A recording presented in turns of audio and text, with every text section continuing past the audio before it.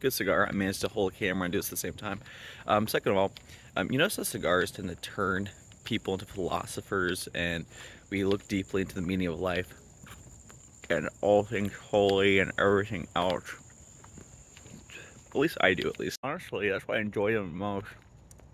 Is you know, I saw a thing that was like, if you're a guy, you're not meant to be happy, which is probably a lot of truth to that. Like, there's a lot of grin and bear it. But with all that being said, um, why not have some time to yourself, for some peace, and just time just to clear your head and just enjoy the finer things in life. What's finer than a walk, a nice little cigar, cigarillo, whatever this may be, some coffee, some caffeine, and just enjoying a glorious morning.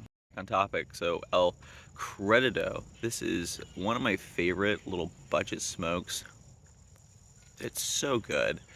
I was so sad my lounge stopped carrying these, and it broke my heart. I was heartbroken. Like, this was a seriously hard thing for me, and I had to mourn it. I had to go through this, and then to my delight, I found they carried this again. And cheap, delicious, ugly, but I like it. So when you smoke a backwoods or a Swisher Sweet, you can tell it's a cheap cigar. So this is a cheap cigar, but it packs flavor like an expensive cigar. Like, this has so much flavor in it. Like, it's just downright delicious. And to be honest, oftentimes I just don't have an hour and a half, 2 hours to sit down with a cigar. But do I have 30 minutes? Like, yeah, no one can find 30 minutes, absolutely. And this gives me a perfect amount of time to just get a ton of flavor, a ton of enjoyment, a ton of pleasure just from a very cheap, simple stick.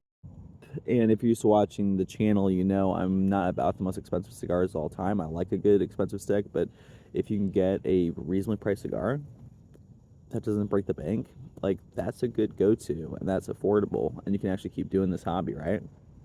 So this is a good one.